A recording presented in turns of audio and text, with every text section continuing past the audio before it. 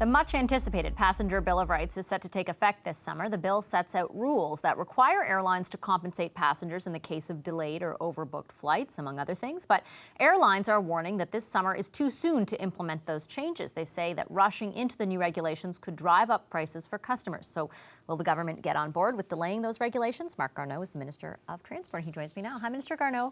Good afternoon. Nice to see you. So are you considering delaying? No, we're not. We've been working on this for over 2 years, and I am very, very anxious to get out with the passenger rights. And we've had an enormous amount of consultation with the airlines and with other stakeholders and thousands of consumers, passengers. So I'm anxious to get them out. It's been a long process, and I'm looking forward to it coming out. It's the National Airlines Council of Canada voicing concern. The council's president says this is happening, that you're rushing this timeline, according to them, because there's an election. Singling out air carriers will not improve the air travel experience, and they're saying that it could make things more expensive for Canadians who are trying to fly. What do you say to that? Well, they've had lots of opportunity. Believe me, I've heard everything that came out in the media, and they're just deciding to take it public. There was a very well-established process over a year ago, and between what we call Canada Gazette 1 and Canada Gazette 2 to hear more comments. And I would encourage them to wait until they see the final product as opposed to trying to go out there and campaign in the public place. We've heard all the arguments. Why hasn't the final product been released yet? To the airline's point, right? They need time to implement this. They need to figure out how they're going to do so.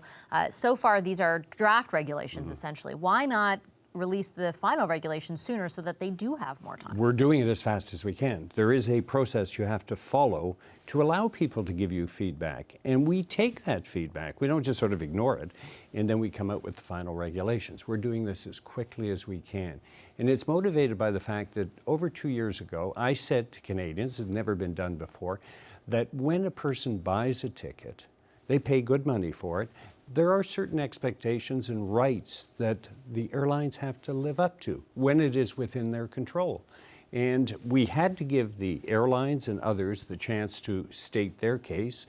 We have listened to them, and we're going to come out with the final regulations very shortly. What does very shortly mean? I'm not going to give you a number of days. There's a lot of work, and well, because there's a whole bunch of things happening at Treasury Board. We have to go through the normal process.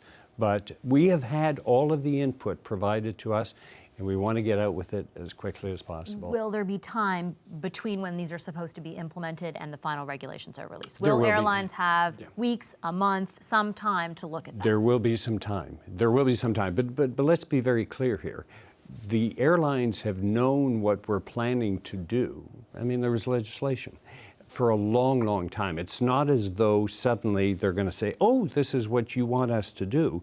They've had a lot of chance to prepare for it, but we will give them a little bit more time. To be fair to them, it's not just the airlines. Unifor, for example, is on board with a little bit of a day, saying a quick rollout could result in slowing job growth or even job losses in the industry. Right, I don't buy that. I mean, the airlines have gone out and spoken to airports, they've spoken to Unifor, they've gone out in the public place to, obviously, to project their case.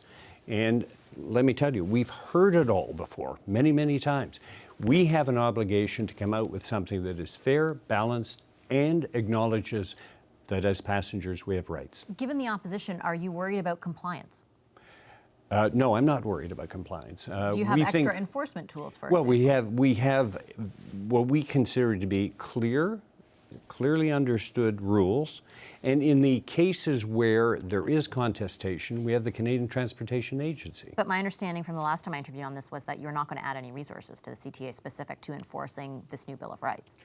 We will make sure that all the resources are in place so that the job can be. In most cases, it won't be required because the rules are going to be so clear that it will be resolved between the airlines and the passengers. So there will be the odd case when it's new set of regulations where it will go to the CTA. I guess I asked, though, because we're hearing all this opposition. If compliance ends up being an issue, if they're not able to implement these rules, is there actually, I mean, I've heard criticism from passenger rights advocates in the past that the CTA is not big on enforcement, and I'm just wondering if that will end up being a bigger problem once this is passed. Well, you know, today the CTA released a ruling on Sunwing where all the passengers are going to be compensated, and Sunwing is fined almost $700,000. CTA does its job, and but the whole purpose here with the regulations is for us to try to make them as clear as possible so that there is very little ambiguity, and in most cases it's going to be resolved directly between the airlines and the passengers, and the CTA is not going to have to come in. There will be the odd case where somebody is arguing that no, we disagree. The airline may disagree with something a passenger is bringing up, and in the odd case, it's going to go to the CTA. But normally speaking, we believe that in the majority of the cases, it'll be resolved without going to them. Okay, before I let you go, I wanted to ask you about the Max planes, and yes. specifically the Ethiopian Airlines investigation that was conducted that essentially found that the pilots in the case did follow all the instructions, all the safety measures that Boeing had laid out. What did you think of that? Well, we're looking at the detailed flight data recorder data, and there's more to it than following the regulations. We added a little bit more in the case of Canada because we felt that what Boeing had provided was not enough.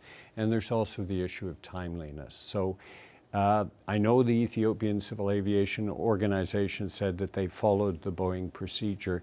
We're looking at it in great detail at the moment to find out, because when we tested the steps that we added to the Boeing thing, we found that this was a process that could get you out of MCAS. Speaking from the perspective of a normal Canadian who would think about flying, who flies often, yes. the fact that you had to add things to the process that Boeing laid out, it's a bit scary. And the reason we did it is because there's very little time to react, and the main thing that we wanted to do was that the pilots all committed to memory, because Is there something wrong, though, with the way that Boeing constructed this, that even was necessary?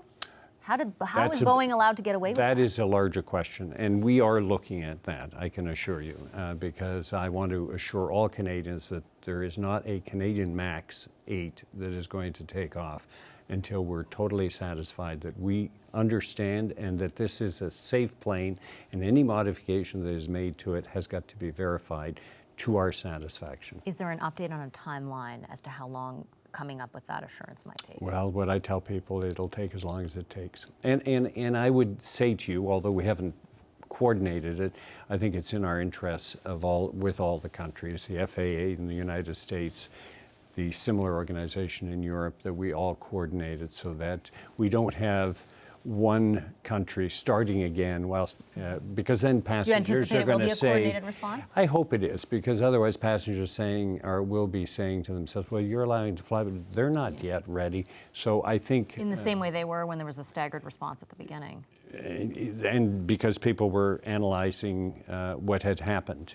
We had no idea what had happened. Do you have faith in the FAA right now, given what we've learned since this first broke? I mean, I feel like there's a lot of stories coming in the United States. Just even the fact that this model was approved, that it was built, that this was allowed to happen. A lot of the responsibility lies with the FAA. Do you still have the same level of faith in it? So I'm not going to comment too much other than to say that the FAA has a lot of very professional people, but I know that they are examining themselves. This comes from the Department of Transport saying, we want to look at the FAA and its relationship with Boeing. So that's underway at this point. I don't think I'm going to comment any more than that, but I can tell you that we need to all look at how the whole process of certification does take place. And we certify a lot of airplanes in Canada, and I've always been very satisfied with the way, at least in the 3.5 years that I've been there. Is this a warning light, though? But, well, we are re-looking at the certification of the Max 8 because we validated it, and so we want to find out, are there things we need to learn from this? I guess I just wonder if, for Canadians sitting at home, if I heard that this was validated by an arm of the Canadian government, knowing that in and of itself it was not equipped to deal with the potential of a crash. That's scary. Well, I will say, and you know, we want our airplanes to be 100% safe. We want our cars to be 100%. We want our trains to be 100%. We do the best we can, but we need to also learn from the experience. All right, I'll leave it there. Thank you, Minister Garneau. Nice to see you. Appreciate your time today. Thank you, Vashi.